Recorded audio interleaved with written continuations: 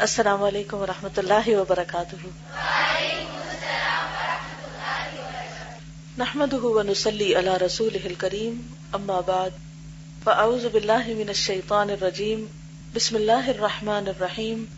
رب اشرح لی صدری ویسر لی امری واحلل عقدۃ من لسانی یفقہوا قولی. کیا حال ہے سب کا؟ الحمدللہ. کیسا گزرا آپ کا ویکینڈ؟ بہت اچھا الحمدللہ. تو آپ نے کچھ یاد رکھا؟ پھر ہوم ورک کیا تھا؟ ہوم ورک نماز میں حرکت نہ کرنا اور پوری توجہ برقرار رکھنا. جی تو آپ نے شیئر کیا اوور دا ویکینڈ؟ جی آپ فرمائیے. گڈ. اپنے کمزوریوں کی لسٹ بنائی. اس میں یہ بات ہوئی تھی نا شیطان کے شر سے بچنے کی بات جب تھی کہ شیطان کہاں سے داخل ہوتا ہے؟ ہمارے ویک پوائنٹ سے، جہاں سے یا جس معاملے میں ہم کمزور ہوتے ہیں. اور یہ جائزہ لیا آپ نے کہ ہم ایک نماز میں کتنی بار ڈسٹریکٹ ہوتے ہیں، کتنی بار بھولتے ہیں، کتنی دفعہ ہم ادھر ادھر ہو جاتے ہیں. اینی ویز آگے چلتے ہیں. پیج 117.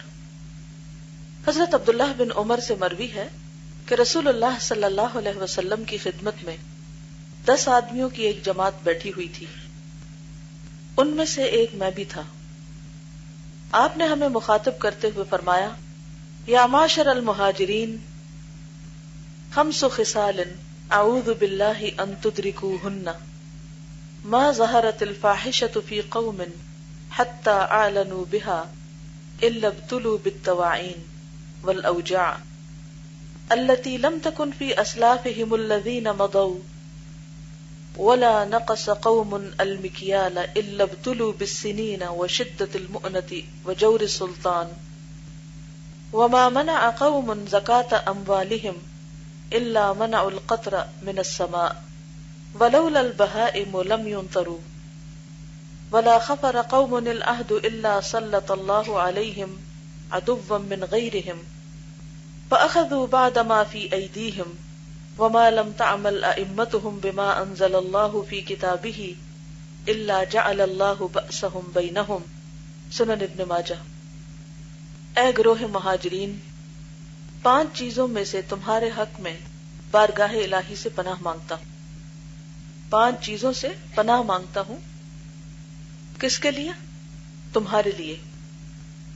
نمبر 1، جس قوم میں بدکاری پھیل جائے، اور بدکاری کے لیے اوپر لفظ آیا فاحشہ، یعنی فحاشی، بے حیائی، زنا وغیرہ، اور علانیہ بدکاری ہونے لگے تو اللہ تعالیٰ ان میں طاعون اور دوسری قسم کی بیماریاں بھیج دیتا ہے جو ان سے پہلے لوگوں میں نہیں تھی. مثلا آج جن اقوام میں ایسی امراض کھلم کھلا پائی جاتی ہیں، وہاں کون سی نئی نئی بیماریاں شروع ہوئی؟ ایڈز، اور یعنی ایسی بیماریاں جن کا پہلے کوئی نام نہیں تھا، نشان نہیں تھا، وجود نہیں تھا. السلام علیکم.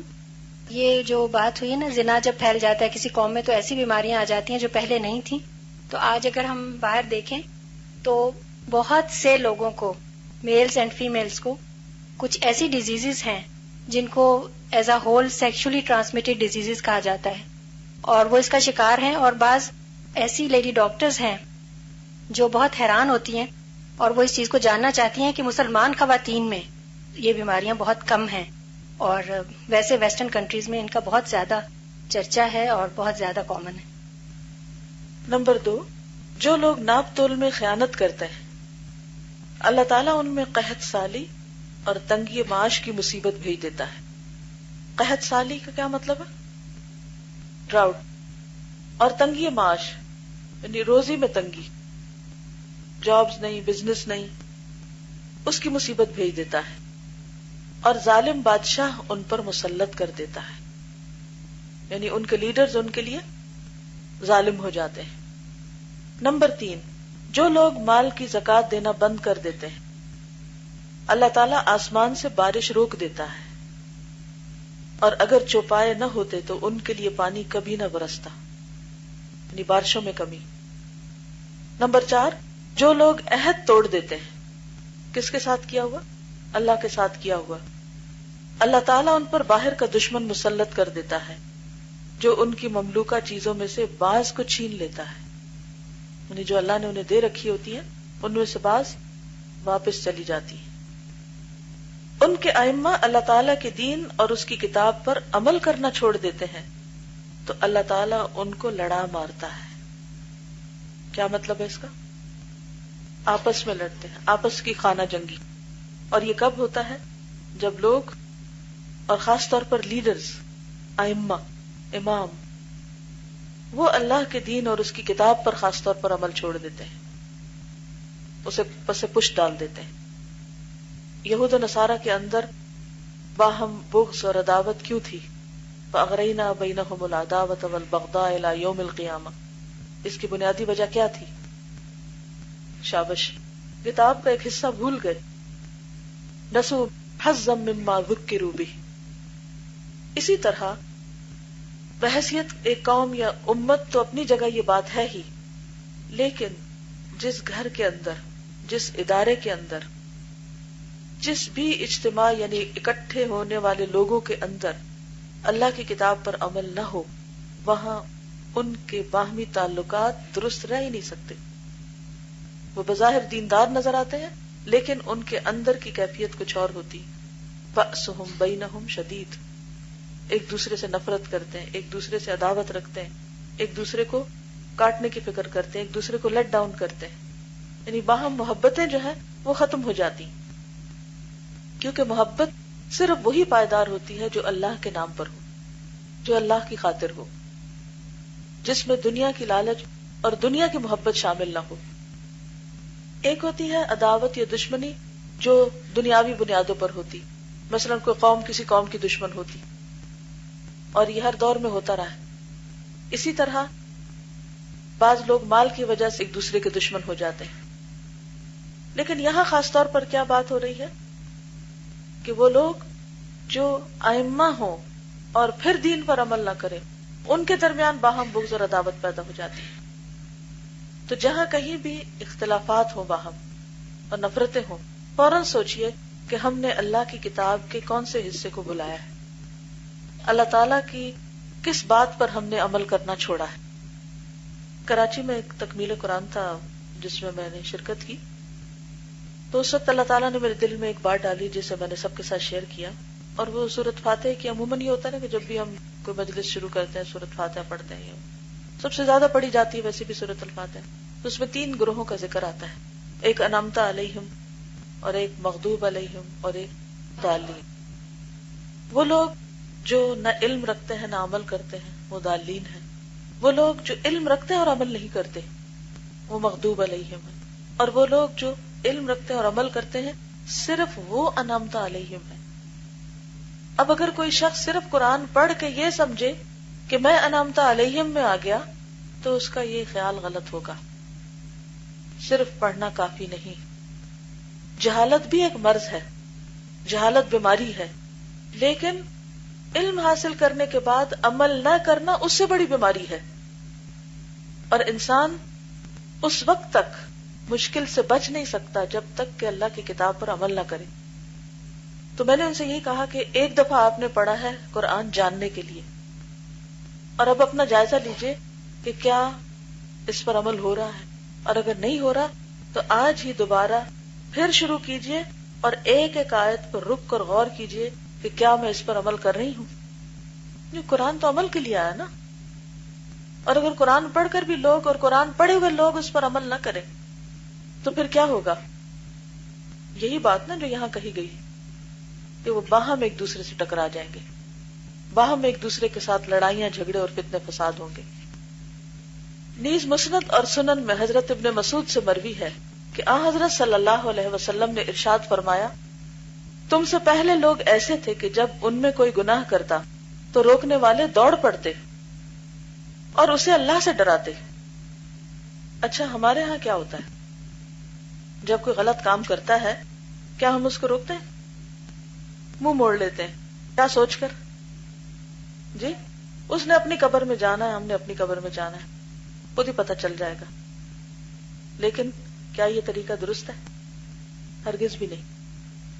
اب آپ دیکھیے کہ بہت سے لوگ یا تو دیکھ کر ایسے ہو جاتے ہیں جیسے انہوں نے دیکھا ہی نہ ہو. اچھا بعض لوگ کیا کرتے ہیں, وہ برائی دیکھ کر اس شخص کو نہیں بتاتے جو برائی کر رہا ہو, وہ کیا کرنے لگ جاتے, دوسروں کو بتانے لگتے, دوسروں میں اس کو مشہور کرنے لگتے ہیں, بیک بائٹنگ کرتے ہیں, کہیں اور شکایتیں لے کے پہنچ جاتے ہیں.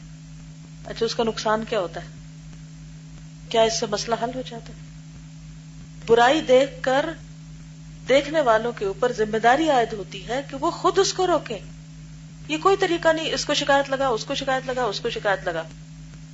ہاں اگر آپ نے خود روکا ہے, اور ایک بار نہیں کئی بار روکا ہے, اور پھر آپ سے مسئلہ حل نہیں ہو رہا, تو یقیناً آپ پھر دوسرے کی مدد لیں گے. اور اس میں مدد لینے میں طریقہ کیا ہوگا کہ دوسرے لوگوں کو بھی ساتھ میں لا کے کہیں گے کہ آئے ہم سب مل کے اس شخص کو روکتے ہیں. لیکن محض کسی کی شکایت لگا کر یہ تسلی کر لینا کہ میرا فرض ادا ہو گیا ہے, کیا اس سے فرض ادا ہو جاتا ہے؟ اچھا عملی زندگی میں کیسے اپلائی کریں گے اس کو؟ مثلاً آپ کی کوئی کلاس فیلو کسی لڑکے کے ساتھ موبائل پر میسجنگ کر رہی ہے, اور آپ کو پتہ ہے کہ یہ غلط میسجز ہو رہے ہیں, اور یا یہ کہ غلط باتیں کر رہی ہے وہ, تو آپ کیا کریں گے؟ دیکھ کر فوراً کیا کریں گے؟ منع کریں گے؟ سچ بولیں, کتنے لوگوں میں یہ جرت ہے؟ ڈرے ڈرے ہاتھ کھڑے ہو رہے ہیں. نہیں, یہ ہے ہی نہیں. اگر یہ ہوتا تو یہ برائی نظر آتی؟ اگر ایسا ہوتا تو یہ برائی معاشرے میں ہوتی نہیں ہوتی. اگر ہر شخص ایک دوسرے کی نگرانی کر رہا ہو کہ یہ کیا ہو رہا ہے, یہ کیوں غلط کام ہو رہا ہے, تو برائی نہ پھیلتی. اس وقت ہمیں نہ اس کی آخرت کی فکر ہوتی ہے نہ اپنی آخرت کی فکر ہوتی ہے. اچھا ہم کیوں نہیں منع کرتے؟ ہم سوچتے ہیں وہ ہم سے ناراض ہو جائے گی, لہذا یہاں ہم اپنے آپ کو بچاتے ہیں, اپنا دنیاوی فائدہ دیکھتے ہیں. اب ہم نے اس کو نہیں روکا اور وہ غلط کام کرتے کرتے انتہائی آخری برائی تک پہنچ گئی, بڑے درجے کی برائی اس نے کر لی, اور اگر اس نے توبہ نہیں کی تو کیا اس کی آخرت برباد نہ ہوگی؟ ہم نے دیکھا اس کو ہلاکت کے گڑھے میں گرتے ہوئے اور ہم نے اس پکڑا ہی نہیں. کس قسم کی دوستی؟ اور دوسری طرف کیا اپنی آنکھوں سے برائی دیکھتے ہوئے پھر اس کو اگنور کر دینا, کیا اس پر ہماری پوچھ نہیں ہوگی؟ اب ہمیں کرنا کیا چاہیے؟ وہ طریقہ سیکھنا چاہیے کہ جس سے ہم برائی کو روک سکیں. مثلاً کیا کریں گے آپ؟ مثلاً ایک سچویشن پیش آ گئی نا, آپ نے دیکھا آپ کے ساتھ آپ کی کلاس فیلو کلاس میں بیٹھ کر اور بعض اوقات تفسیر سنتے ہوئے وہ موبائل نکال کر ٹیکسٹ کر رہی. کیا کریں گے؟ کیا کرنا چاہیے آپ کو؟ جی گڈ, ٹھیک ہے. یہ بہت اچھی اپروچ ہے کہ غلط کام کرنے والے سے کوشچن کرنا چاہیے. اچھا بعض اوقات کیا ہوتا ہے کہ ہم بول نہیں سکتے, ایسی مجلس میں ہوتے ہیں بول نہیں سکتے, تو ہم اشارے بھی کر سکتے ہیں کہ کیا ہو رہا ہے, ایسے بھی دیکھ سکتے ہیں, ایسے بھی دیکھ سکتے ہیں. یہ بھی نہی عن المنکر ہو جائے گا. لیکن اس کو دیکھ کے ڈرے ہوئے ادھر ادھر وہ کر لینا یا اسمائل پاس کر دینا, ہاں ہاں ٹھیک ہے سب صحیح کر رہے ہو, کیونکہ آج تو ہر کوئی یہی کرتا ہے, تو کیا یہ جواز کافی ہے؟ استاذہ دو چیزیں ہیں. پہلی تو یہ کہ جو منع نہیں کرتے, ایک وہ کانسیپٹ یہ دیا ہوا ہے کہ جو یہ ماڈرنٹی میں کہ انٹرفیئرنس نہیں کرنی چاہیے کسی کے, اس میں it's none of your business, لوگ جو آگے سے جس طرح بات کرتے ہیں. تو دوسرا ویسے بھی ریلکٹنٹ ہوتا ہے. اور دوسری پریکٹیکل ایگزامپل یہ کہ 2-3 دن پہلے مجھے ایمرجنسی بیسس پہ جانا پڑا لاہور, تو I was going in public transport, تو اس میں مووی لگی ہوئی تھی انڈیا کی, اور میں بالکل سیکنڈ سیٹ پہ بیٹھی ہوئی تھی, اور مجھے تو آبویسلی بہت برا لگ رہا تھا, اور میں نے مطلب کنڈکٹر کو منع کیا کہ آپ کیا دکھا رہے ہیں, یہ مطلب ہمارا آخری سفر بھی ہو سکتا ہے. لیکن وہ مطلب انسٹیڈ آف اپریشیٹنگ دس یا ماننے کی, اس نے مجھے کہا کہ نہیں عوام کی یہی وہ ہے نا, اور وہ چپ کر کے دوبارہ مڑ گیا. پھر مطلب میں نے 2-3 دفعہ سے کہا لیکن ہی did not listen to me. تو میں نے اپنی فرینڈ کو, میں قرآن بھی ساتھ میں پڑھی تھی, اپنا لیسن یاد کر رہی تھی, تو اپنی فرینڈ کو میسج کیا, میں نے کہا میں کیا کروں, خیر میں دعا بھی کرتی رہی, بٹ آئی سیڈ کہ نہیں مجھے چپ نہیں بیٹھنا ہے. وہ میرے ذہن میں وہ آیات آ گئی کہ میں سب سے پہلے ہوں جو مسلمان ہوں, to leading from the front. تو میں اٹھی, میں نے ہمت کی, اور میں نے پیچھے جتنے بھی بیٹھے ہوئے لوگ ان کو میں نے کوشچن کیا کہ ہو سکتا ہے ہمارا آخری سفر ہو, تو آپ کیا چاہتے ہیں کہ آپ اس حالت میں مر جائیں کہ آپ یہ انڈیا کی مووی دیکھتے ہوں اور گانے بجانے ہوں, اور کل کو اٹھائے جائیں تو ہم اسی حال میں اٹھائے جائیں گے جس حالت میں ہمیں موت آئے. تو انہوں نے کہا نہیں آپ بند کروا دیں. میں نے کہا نہیں, ان لوگوں نے کہا ہے کہ پیچھے سے عوام جو ہے وہ یہ ریکویسٹ کر رہی ہے, تو انہوں نے کہا نہیں ہم نہیں چاہتے, آپ بند کروا دیں. اور میرے ساتھ جو تھیں تو الحمدللہ میں نے ان کو ایڈریس بھی دیا اور میں نے ان سے کہا کہ قرآن شریف بہت مطلب وہ کافی اپنی فیملی کی وجہ سے غیبت بھی شمار ہوئی تھی, but she was very hurt because of what she has been going through. لیکن میں نے ان کو صبر اور وہ جتنی بھی تلقین ہمیں لیسنس میں ملتی ہے میں نے ان کو کیا, اور میں نے ان کو ایڈریس بھی دیا کہ نہیں آپ یہاں پر آئیں, اور الحمدللہ مجھے وہ تبلیغ کرنے کا اور کسی کو دعوت کرنے کا بھی موقع ملا. اللہ تعالیٰ استقامت دے. تو یہ جنہوں نے پہلی بات کی نا کہ اس کانسیپٹ کو بہت عام کر دیا گیا کہ انٹرفیئرنس نہ کرو, یہ شیطان نے بڑا خوشنما بنا دیا کہ انٹرفیئرنس نہ کرو. ٹھیک ہے, ہمیں کسی کے ذاتی معاملات میں تو دخل دینے کے لیے انٹرفیئرنس نہیں کرنی چاہیے, لیکن برائی کو دیکھ کر, اور وہ برائی جس کو خاص طور پر لوگ علانیہ کر رہے ہوں, اوپنلی کر رہے ہوں, تو وہ ان کی پرائیویٹ لائف تھوڑی رہتی ہے.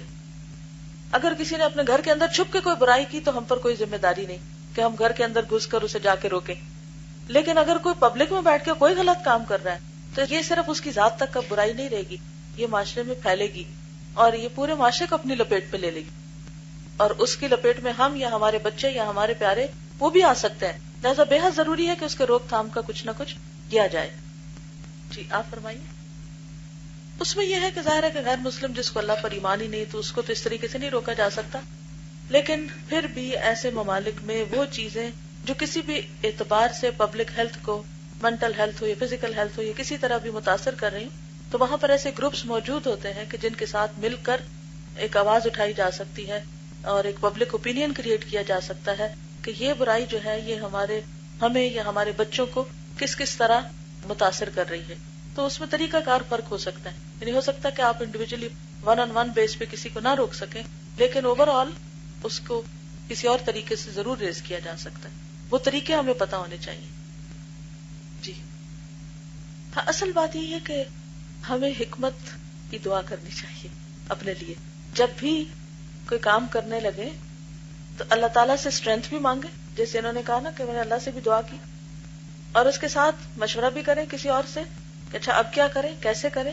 اس سے کیا ہوتا ہے کہ اسٹرینتھ ملتی ہے, اور ساتھ ساتھ یہ ہے کہ اللہ تعالیٰ سے حکمت کی دعا کریں کہ اللہ مجھے یہ سکھا دے کہ میں کس احسن طریقے سے بات کروں کہ میری بات اثر کر جائے.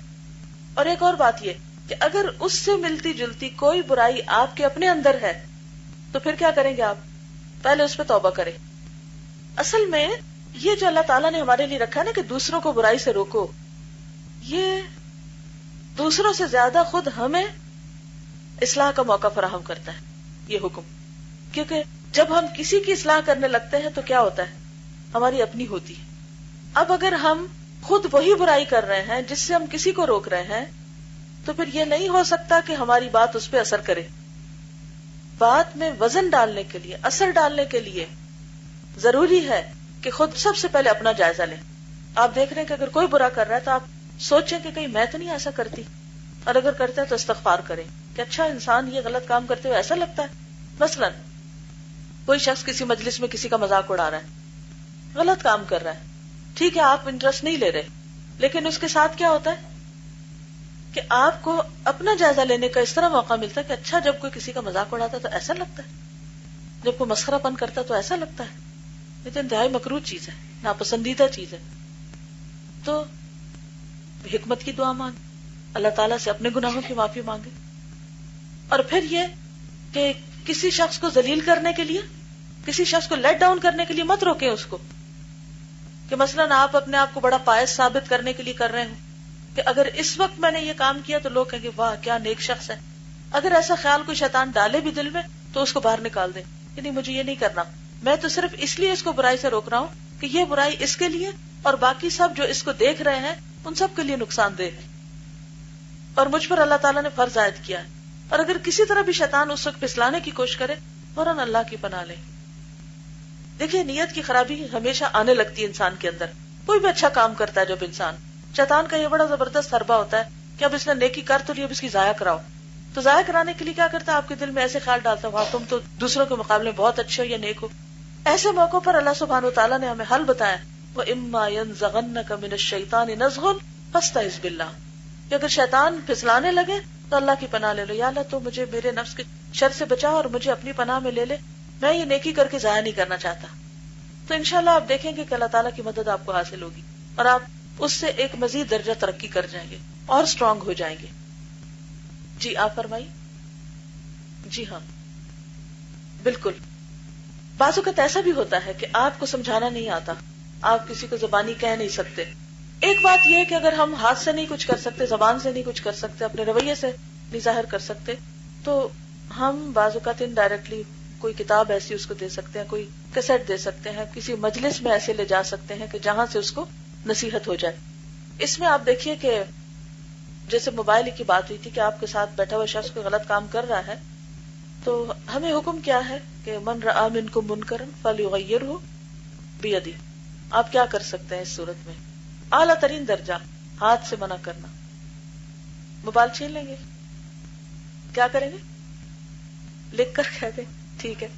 اور ایک سبجیکٹ کی کلاس ہو رہی ہوتی ہے لیکن دوسرے سبجیکٹ کی کوئی اور جو ہے کوئی بک کھول تو پھر مجھے اس کو ڈر تو لگتا ہے, عجیب تیز رکھنے کا لگتا ہے, لیکن میں کیا کرتی ہوں, میں کچھ کوشچن سن لیتی ہوں, ہلکا سا ہاتھ ٹچ کرتی ہوں اور میں گڈ جی یہی کرنا ہے. اس میں آپ کیا کر سکتے ہیں کہ اگر کوئی ایسا کچھ کر رہا ہو تو آپ جو کچھ وہ کر رہا ہے اس کے اوپر ہاتھ بھی رکھ سکتے ہیں, یعنی چھینے نہیں, ہارش نہیں ہو, رویے میں سختی نہیں ہو, لیکن سٹاپ. اب اس میں یہ ہوتا ہے کہ جیسے کوئی کچھ کر رہا ہے نا, یا کچھ دیکھ رہا ہے یا کچھ سن رہا ہے, تو اگر آپ اس کے آگے رکاوٹ ڈالیں گے تو ایک دم وہ اکھڑے گا تھوڑا سا, لیکن ساتھ ہی آپ اسمائل پاس کر دیں تو اس سے انشاءاللہ بات اثر کر جائے گی. لیکن ہماری مشکل یہ ہوتی ہے کہ جب ہم کسی کو ہاتھ سے روکنے لگتے ہیں نا تو ہم وائلنٹ ہو جاتے ہیں. اس سے بچنا ہے, ٹھیک ہے نا.